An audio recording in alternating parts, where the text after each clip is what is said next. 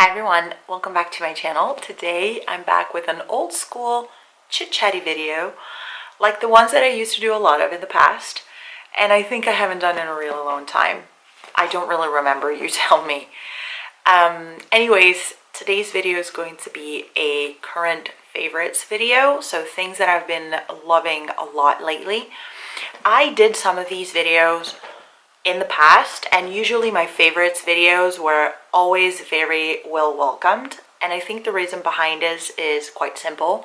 It wasn't me just showcasing a bunch of products. Okay, I bought this, I like this, and that was it. But it was a broader sense of the term favorites. So anything that would add a sort of value to my life, experiences, new hobbies, things that I did or that I discovered, I would toss it into that favorites video. I've found some things that I've been really loving lately, and I can't wait to share them with you. Let's spread the positivity around. A couple of months ago, or a while ago, I was on the market for a water bottle. Now Jen, don't you already have a reusable water bottle? Well, yes I do. I actually got two.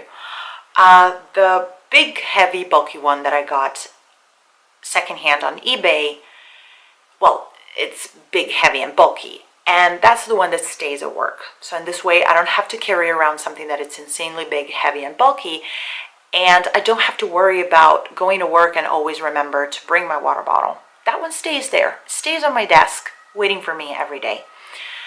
The second one is my Clean Canteen one, which I still really like and I still use. But that fits almost a liter of water. So sometimes you just need something smaller. You need something more practical to carry around. You need something that fits also into your smaller bags. You know, something more purse friendly, I would say. Now, during one of the many Ikea trips that I had to do this year, more than I would actually like to admit, but you know, sometimes life gets in the way and you gotta do what you gotta do. Well, I spotted this in a kitchenware section, and this thing caught my eye. Well, first things first is stainless steel, which is something that in terms of reusables by Ikea, I've seen not a lot of in the past. And what really caught my eye was the price point. This thing was €3.99. Now, sometimes despite your best efforts, you can't find what you want secondhand. You have a very specific idea in mind and you just can't find it for various reasons. And then you turn to more sustainable companies or more ethical companies that you would really like to support, and you realize that the price point is way above your budget. So you can't always check all of the boxes. You can always be the most conscious that you can be and try to do your best according to the situation. And this was my best. So I looked at this and I wasn't expecting miracles because, you know, it's an IKEA product. But I said, okay, worst case scenario, I paid €4 for this. I'm not kidding you people. This is the best thing I've ever bought from IKEA in an entire lifetime. This thing is such a good quality. My biggest concern would be that this would leak. Well, it doesn't. Not even the tiniest drop. You can toss it in your purse. You can toss it in your backpack. This thing won't leak. It fits a pretty decent amount of water, which is half a liter, 16.8 ounces for those of you using ounces, which I think it's fantastic, and I've been using it non-stop for the past couple of months. This thing has been holding up super well, and I'm so excited about this because this is exactly the type of reusable water bottle that I was looking for. So, you know, I don't know. If you need something similar, then just be aware of the fact that there is a really good option at IKEA. Now, moving on to something that I actually got secondhand. I'm just going to try to show you on camera right now, but I'm gonna insert a fancy clip of me wearing this because, yeah, it just won't do. I have been on the market for something like this for so long, and I finally, after a very long search, I was able to find it. Now, this is a faux fur lined dark gray slash washed green denim jacket, and I got it on Vinted for 20 euros, which I think it's a very good price for the thing that it is, because it's actually really, really warm. And like I said, I was on the market for something like this for so long, because this thing I think has a very nice grunge-y / 90s vibes, which I really, really like, and it complements my wardrobe really, really well. I've been using it non-stop lately. It's got really cold. It's gotten really cold here in Berlin, so this thing is saving my butt right now, and it's keeping me warm.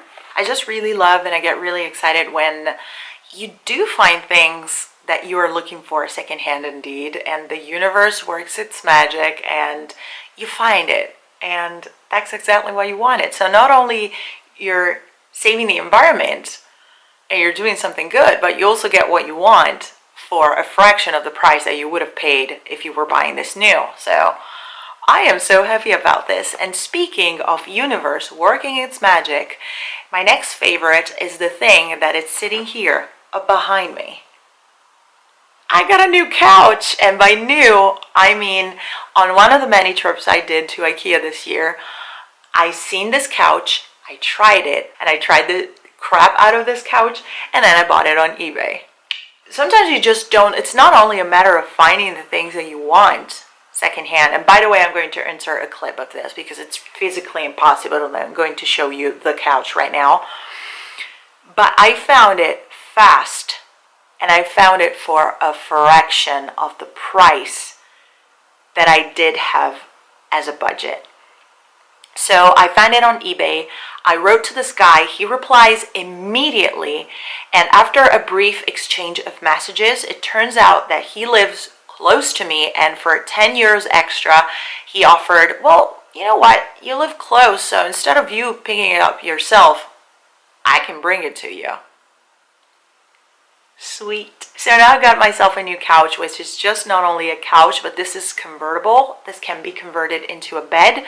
So I know that it's unrealistic right now, but when I'll have guests coming over, well, I have a place for them, which is amazing. I love multifunctional items, which are key in a small space like this one. And finally, I got a place for myself where I can really chill, that it's not my bed. For 90 euros, including the delivery to my home, I think this has been an absolute bargain, and I'm so happy and so excited. I think it complements my space so nicely, and I am just really excited to finally have a place where I can do all of my favorite activities.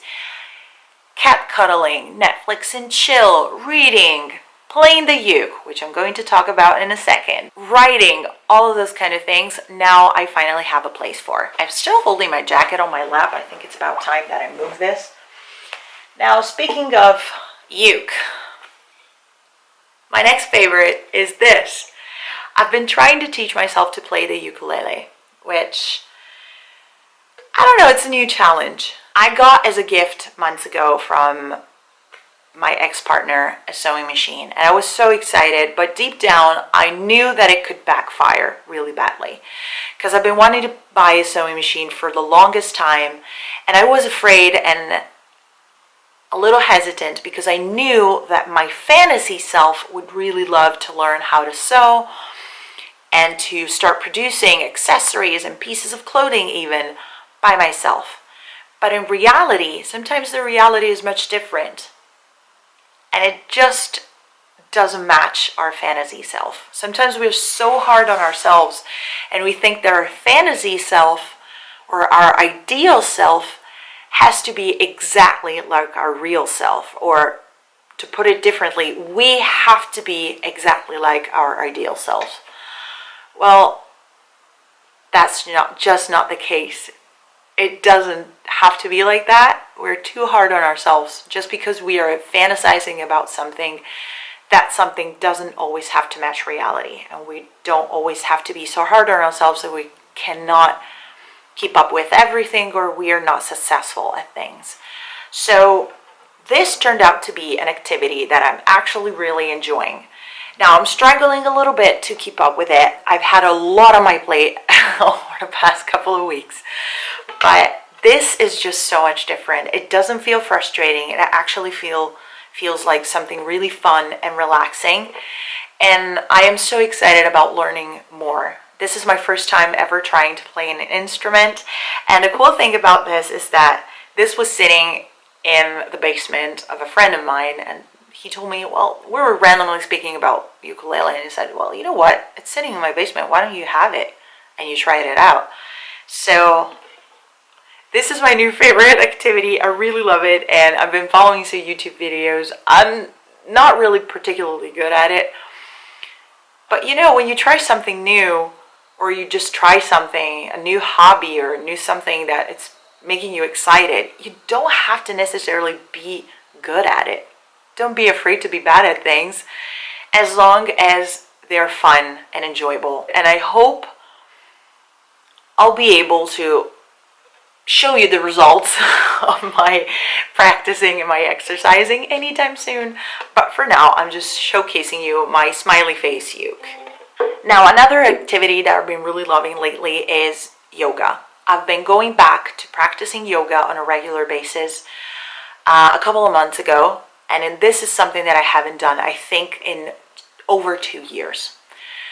I don't know exactly what brought me to it, or maybe I do, but it's not something that we need to discuss in this very video. So I was randomly searching on YouTube, and you know how it is, you know, there are so many videos, so many yoga challenges, so many tutorials, and so many things, and sometimes it can be very overwhelming, especially if you're approaching yourself to yoga for the first time or after a very long time, as I did.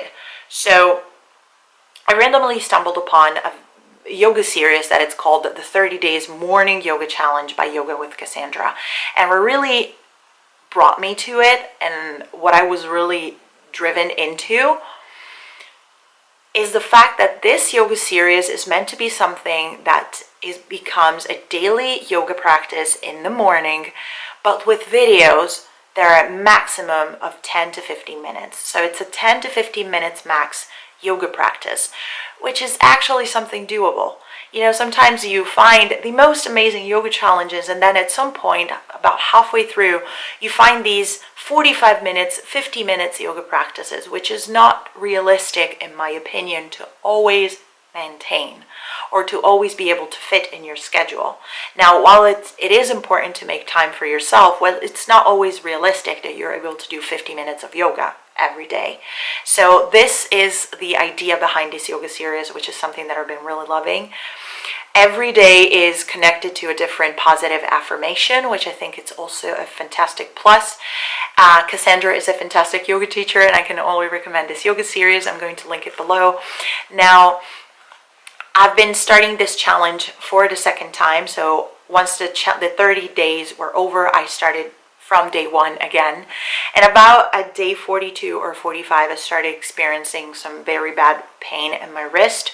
So I had to stop, and now it's no longer a daily thing. Now it's a every few days thing, but still, that's my alarm clock reminding me to take my vitamins. It's not a daily thing anymore, but it's still a regular thing, and I'm really finding some benefits. It's such a fantastic way to ease myself into the day. Speaking of something that is good for the soul, now you probably guys know I've been having a blog for years, and writing is something that to me comes more naturally than actually sitting in front of a camera and talking to the World Wide Web.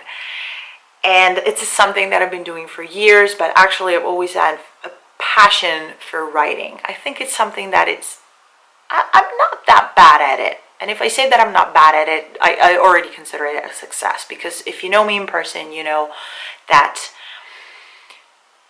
self-esteem is not exactly my greatest strength. So, as a birthday gift to myself back in September, I decided to give myself a creative writing class, which is something that I've been absolutely loving, because not only it forces me to write on a regular basis, so to show up for myself and write and do the assignments that the teacher gives us, but it's something that I realize it's improving my writing, for instance, because I'm learning writing techniques and I'm learning about writing itself. But most importantly, it's helping me getting out of my comfort zone. Not only because I'm attending a class with people that when I went on my first lesson were complete strangers, but also because I'm reading out loud the things that I'm writing. No matter how good or how bad they are, whenever I get asked, do you want to read what you wrote? I always say yes, because that's the only way for me to A, grow as a person and as a writer, and B, to get an actual feedback that it's going to be useful for me. So something constructive that I can actually use in the future. The point behind this, for me, it's writing. If you have something that has been sitting on the back of your mind for a while and something that you actually enjoy doing, but you're always a little bit afraid of doing, well, just do it anyway, because like I said earlier, it's not about being good at things. Don't be afraid to be bad at it, because as long as you do it and as long as you enjoy doing it, well, you did something good for yourself, right? If I can do it and I can get out of my comfort zone and out of my 300,000 paranoias about myself and about what others think of me, well, you can do it too. You may have recently seen that I've been to Dresden, and that's my next favorite. I haven't been traveling in over 2 years, and I kind of started to flip out a little because I was a little tired to see A, Berlin, or B, my parents' house, which I do enjoy, and I love my parents to pieces, but sometimes you just need to change a scenario. So a few weeks ago, I decided to hop on a bus and just go on a day trip. Dresden has been such a wonderful surprise, not only because it was the first time for me actually traveling somewhere new in 2 years, but also because I really, really love the city. That feeling of being exhausted after a day of traveling, that feeling of looking at a new place with eager and curious eyes is something that I have been missing so much. And I really loved the whole vibe of the city, because you got the river in the middle, cutting the city in half in like 2 different places. And I liked it so much that I'm definitely going to go back. Hopefully, I'm gonna have to see how the pandemic goes, because the numbers aren't looking really great right now here in Berlin. But if everything goes well, I'm planning to go by the end of the year or before the end of the year, like around Christmas time, and hopefully stay overnight and kind of have the chance to experience the city more. Now, my last favorite is something that, if you know me in person, that you would expect me to get this and to talk about this. Dave Grohl's The Storyteller. Now, if you know me in person, you know that I'm a huge fan of Foo Fighters, I'm a huge fan of Nirvana, and I'm a huge fan of Dave Grohl. I think he is hands down, one of the best artists existing on this planet. He's a fantastic musician, he's a fantastic songwriter, he is a fantastic drummer, he is a fantastic guitarist. He can do everything. Put him on a stage and he can do everything. Now, when I found out that he wrote a book, of course I was interested. I mean, hello. And I had great expectations about this book, and reading it went way beyond those expectations. This book is fantastic. This is the book that took me out of a 7-month-long reading rut. That he was a great artist, I already knew, but this book proved me that he can really do everything, because he is also a fantastic writer. And he has great stories to tell, and everyone can have great stories to tell, but you also have to be good at telling them. And oh boy, he is good at telling them. This book is so dense, so full of stories. It can make you laugh, it can make you cry. Tales of life and music. This is exactly what you're gonna get. He's so down to earth. So there are a lot of things that are so relatable in this book. He is not the fancy rock star person that you would think of. Or, I mean, I don't know him in person, but this is the thing that comes out from this book, and I don't know, I highly recommend it. Let me know if you read it. Let me know if you're a fan of Growl too. I got the tickets for Foo Fighters. I bought them in January last year, and the concert, if everything goes well, fingers crossed, is going to be in June next year.